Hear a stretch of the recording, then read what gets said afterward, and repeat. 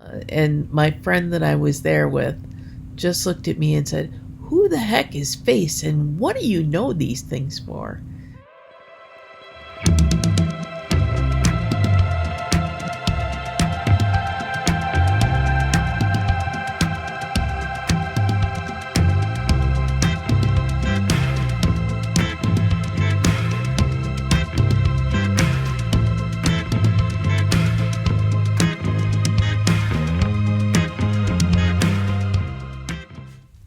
Hi, it's Nani, and welcome to Chronicles of Nani.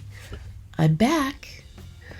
I've been gone for a few weeks because I've been sick. Sick enough that I couldn't even put up a rerun of video. That sick, and that's pretty darn sick for me.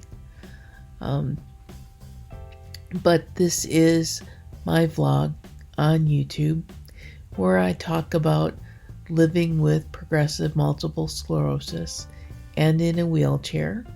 Subscribe to the channel. The number goes up. It makes me feel happy, and I smile more. And I'm told my smile is calming and welcoming, and so help to build that up. This week, for my "Hey, I'm finally back," I'm doing story time.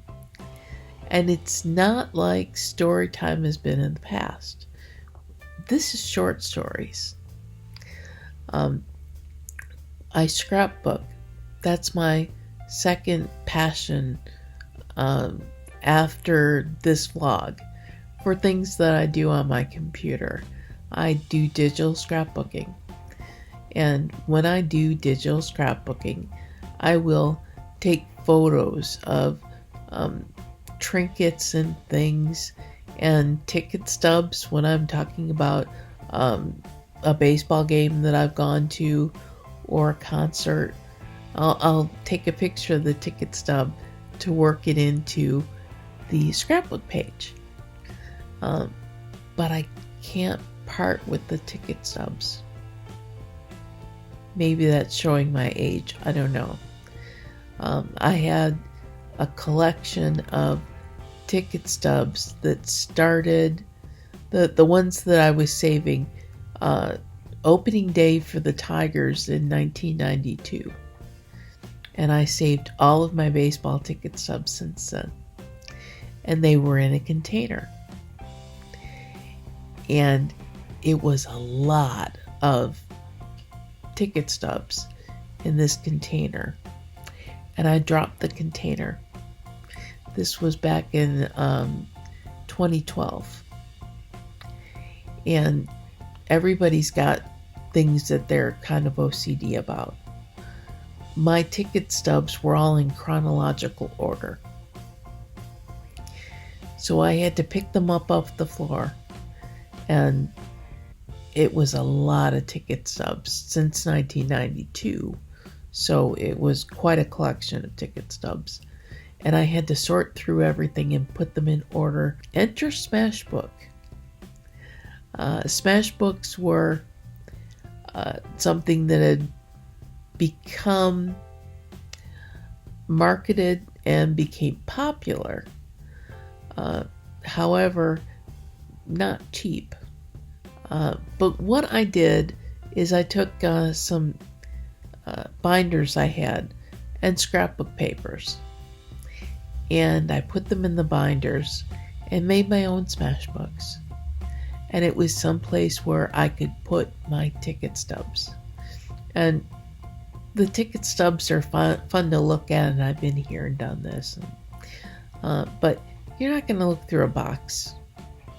In a book, every now and then, it's fun to take out those old Smashbooks and look through and see different things that I've done. And it's not just ticket stubs. I put a lot of other things in those Smashbooks.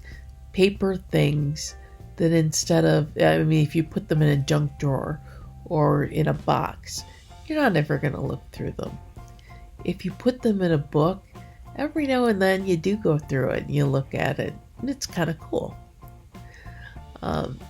So today, because a couple of weeks ago, I was looking through the 2 original binders that I did. And I took some pictures of some of the things in there. And I thought, this would be cool to tell some short stories about things that are in the book. So let's get started first off, because this is my cyber cafe. So I definitely want to have my coffee. And today's coffee is in my Newport Aquarium coffee mug. And the Newport Aquarium coffee mug is actually the first of my short stories. The first time that I went to the Newport Aquarium with a friend of mine, and in the aquarium, when you get into the main part of the aquarium, you actually walk through a tunnel that's in where the fish are. So there's a plastic tunnel that you walk through, and you can see fish swimming, and they swim above you and on the sides, and it's really cool. And a manta ray, swam overhead.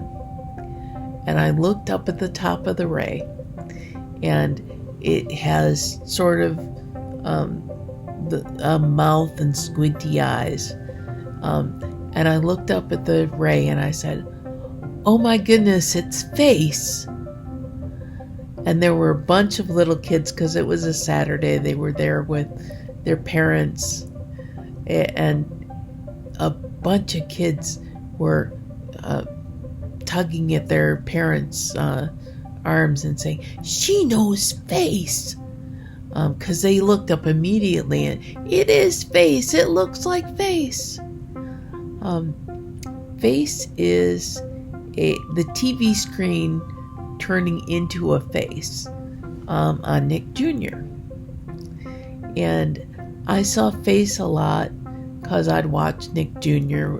with my nieces when they came to visit. And my friend that I was there with just looked at me and said, "Who the heck is Face, and what do you know these things for?" And I explained to him who Face was, and then it was really exciting and very cool that the ray looked like Face. And he's looking at me like, why is that cool? When I went back to work after that weekend, and I told my friend Mary, who was a single aunt at the time, just like me, and did lots of things with her nephew, and told her that the ray looked like Face. And when I said it's Face, a bunch of kids looked up and were tugging on their parents and saying she knows Face, and thought it was so neat. She is the only person I told that story to that said, "Oh, that must have been so cool to have all those little kids looking at you like, you're incredible because you know who Face is." And it was cool. I love kids, and so when I did things with my nieces, I didn't set them in front of the TV. I watched TV with them.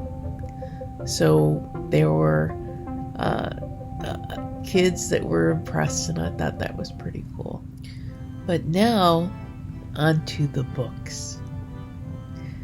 These are some of the things that are in the books, and they have little stories, short stories that go with them.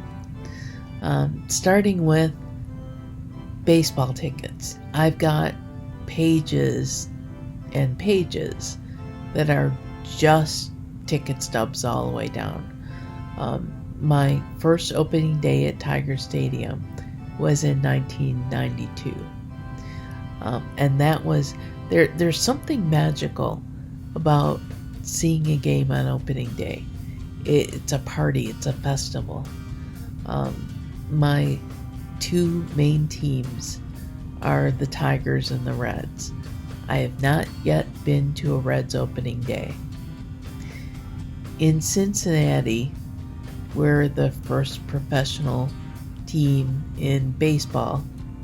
Opening day is a major citywide holiday, and they have parades and festival type things going on, and I'm eventually gonna go to a Reds opening day. I definitely want to do that. But the Tigers opening day was incredible festival-like atmosphere. I was there with friends.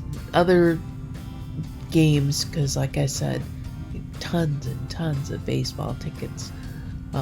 My first game that I saw that wasn't at Tiger Stadium was Fulton County Stadium in Atlanta in 1991. My friend John and I were in Atlanta, and we went to a Braves game while we were there. And I did start seeing the Reds in 1994.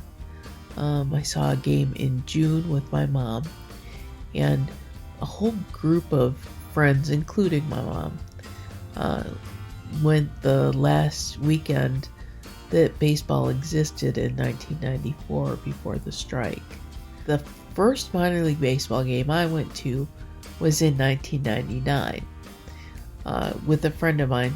He and I made a weekend of it, and the first game we went to was the West Michigan Whitecaps, which is the A-ball team for the Detroit Tigers.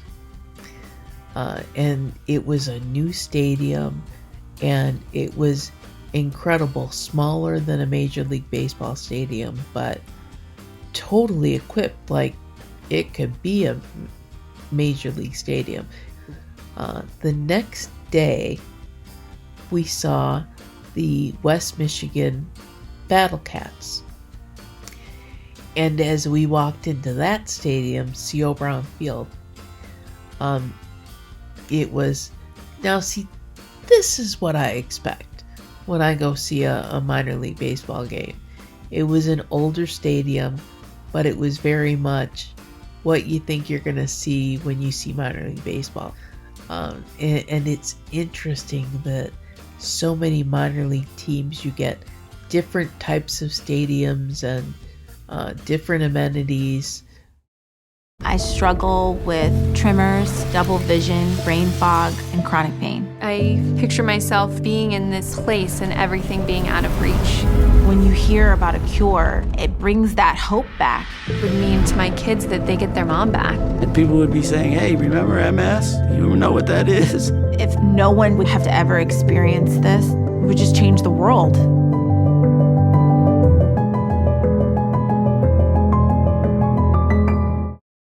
Now back to the short stories from my Smash books.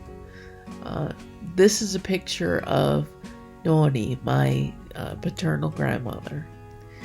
On a day off, I think she was out with some coworkers, doing sort of just a day off, everybody from the office get together picnic kind of thing. And I just love this picture of her. She had a fantastic smile, but she was always, every time I saw her, either we picked her up from work and took her home because she didn't drive.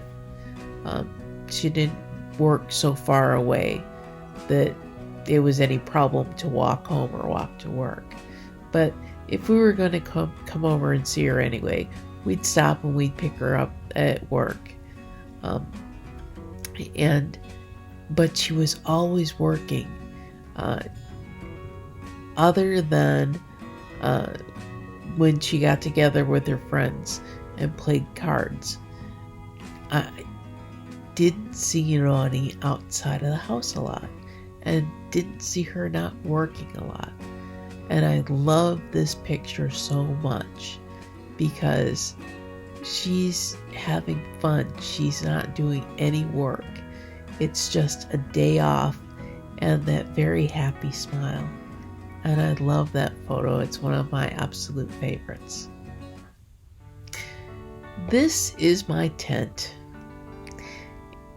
Being a single aunt was so cool, especially when the kids were younger. I learned so much from the girls. I taught a lot and I learned a lot. This picture is the tent in the backyard, and you'll also notice in the detail that off on the side is the fire pit. My dad built a fire pit so that we could have a campfire, because we slept in that tent quite often in the summer. And we could have a campfire and we could toast marshmallows, which is when my nieces decided, okay, there's a really twisted and crazy part of our aunt that we hadn't discovered before.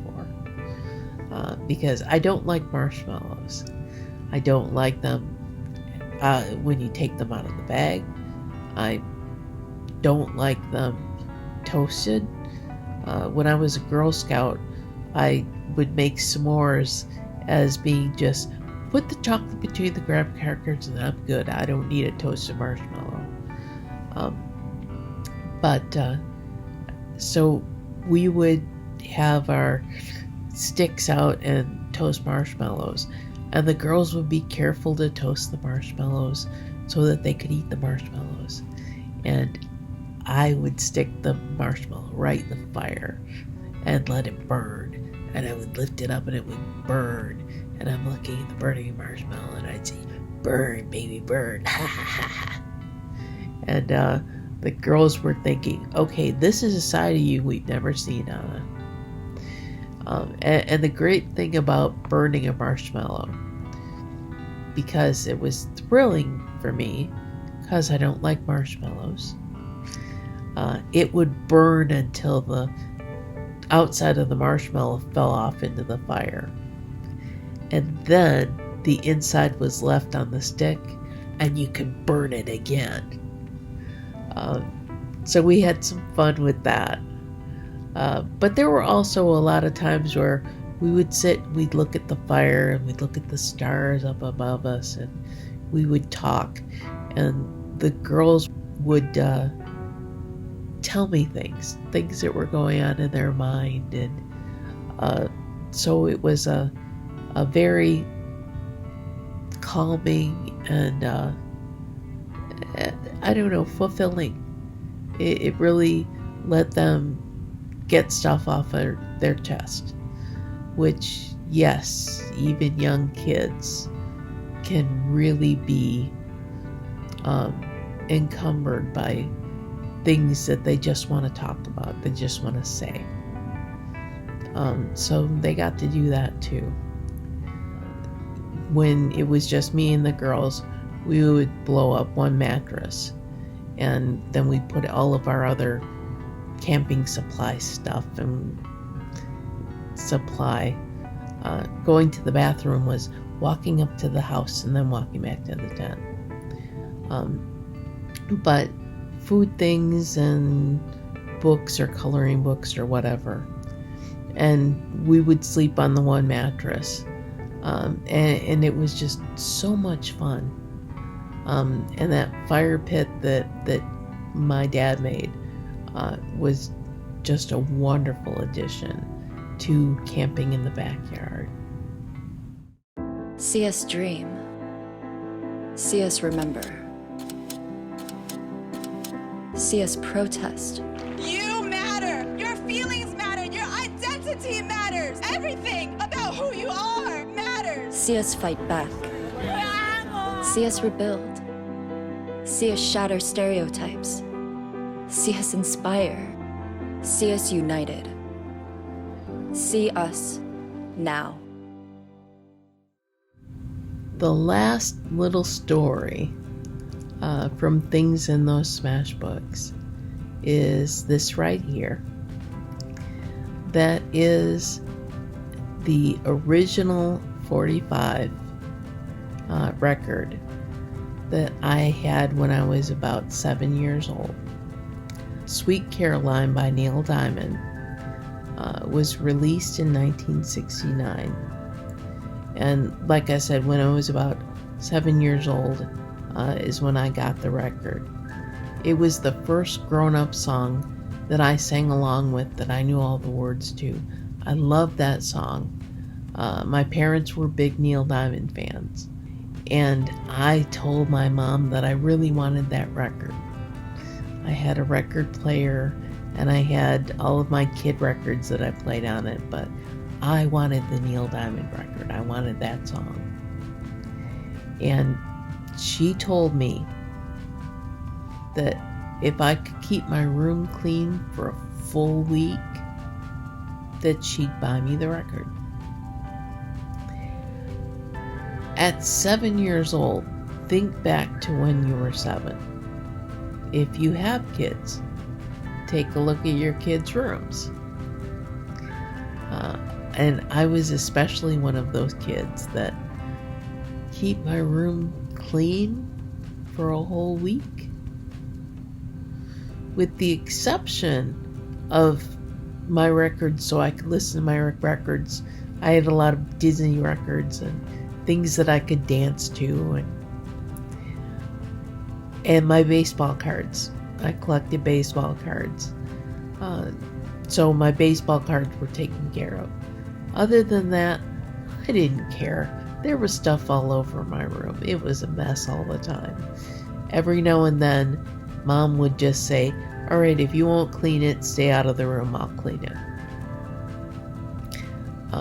Which I didn't want Mom going through all my stuff.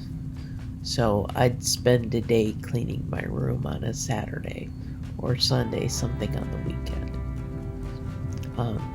But I got the room clean because I really wanted the record. And I worked my butt off to keep my room clean for an entire week, which at 7 years old was really hard to do, but I wanted the record so bad. And at the end of 7 days, Mom said, "Okay, we'll get you the record." And that is the actual record from when I was 7 years old, so it's almost 50 years old now, or getting darn close to 50 years old. But that record is in a pocket in the back of one of the smash binders, and it's the original record.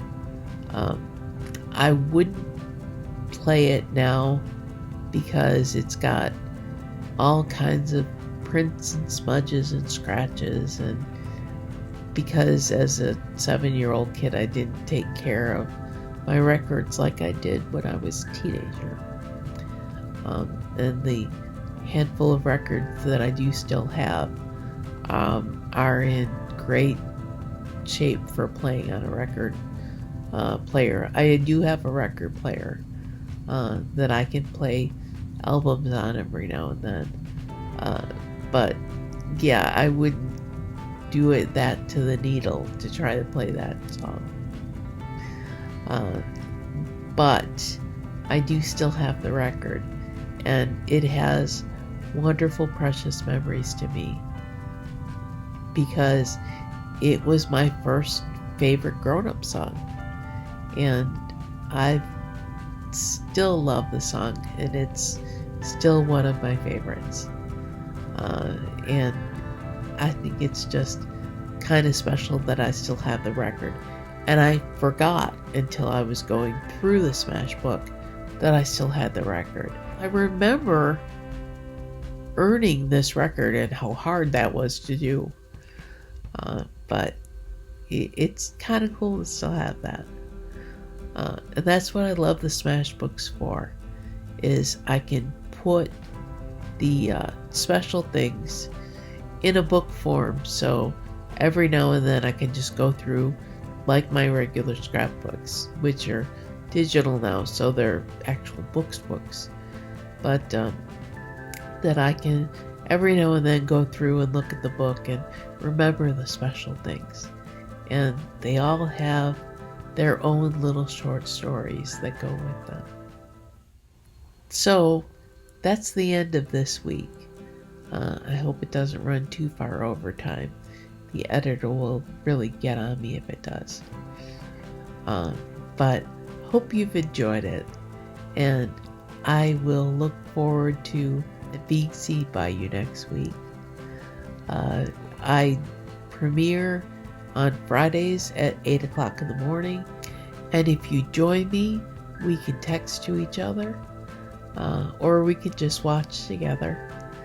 And the Cyber Coffee Shop is open 24 hours a day, 7 days a week, 365 days a year, except 366 days every 4 years. But it's always open, and you can always join me for coffee anytime. And until next week, have a fantastic week.